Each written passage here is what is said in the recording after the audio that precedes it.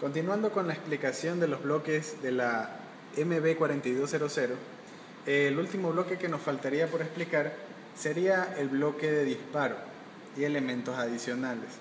Bueno, el bloque de disparo o de set point, de referencia básicamente, es dado por este bloque identificado aquí. Este bloque básicamente es simplemente un divisor de tensión en el cual yo puedo especificar una tensión positiva o negativa en la terminal 3. Tenemos aquí un potenciómetro, el cual nos sirve, el potenciómetro P1, el cual nos va a permitir variar la referencia de voltaje medida en el canal 3. En el control de corriente de un motor DC se emplea la referencia de voltaje con potencial negativo. Para las demás prácticas vamos a emplear la referencia de voltaje positiva. Bueno, elementos adicionales del panel frontal de la MB4200 estarían las terminales para conectar al taco generador. Bueno, como podemos observar, tenemos un puente rectificador no controlado. Básicamente ese puente rectificador no controlado permite entregar un voltaje negativo en este punto con respecto a tierra, en ese nodo.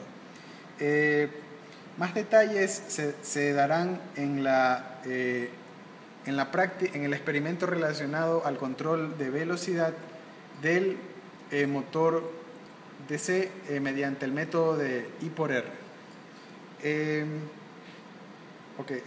Otro de los elementos importantes es el puente rectificador que nos permite censar la corriente de la línea del motor, es decir, de la armadura del motor.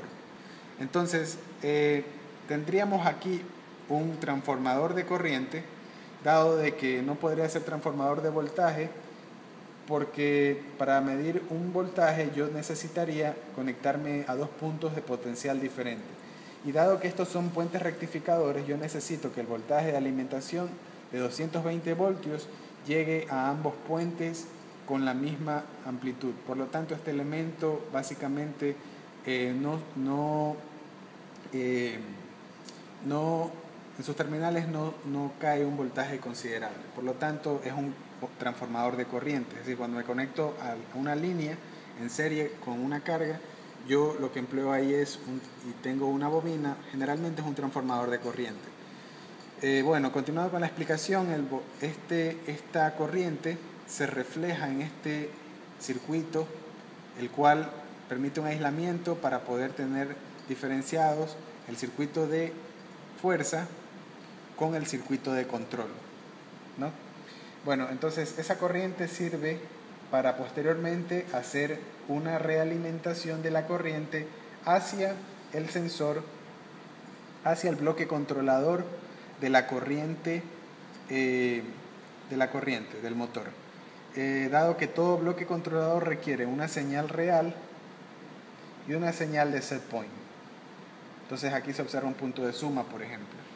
Bueno, esa sería la explicación del controlador de corriente. Tenemos acá un potenciómetro llamado R1 compensación, el cual permite variar la caída de voltaje, permite aproximarnos a la caída de voltaje real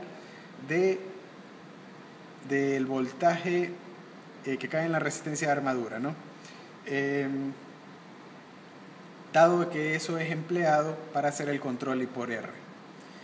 Bueno,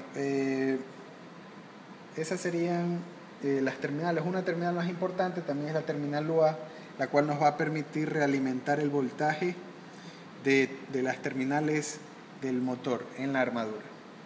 Y la referencia del circuito de control, la cual es muy importante cuando queramos hacer mediciones en el circuito de control, dado que la referencia del circuito de control no es la misma que la referencia del circuito de fuerza, las cuales son flotantes tanto en el motor, tanto para armadura como para campo. Y con lo cual concluiríamos la explicación de la MB4200, la introducción.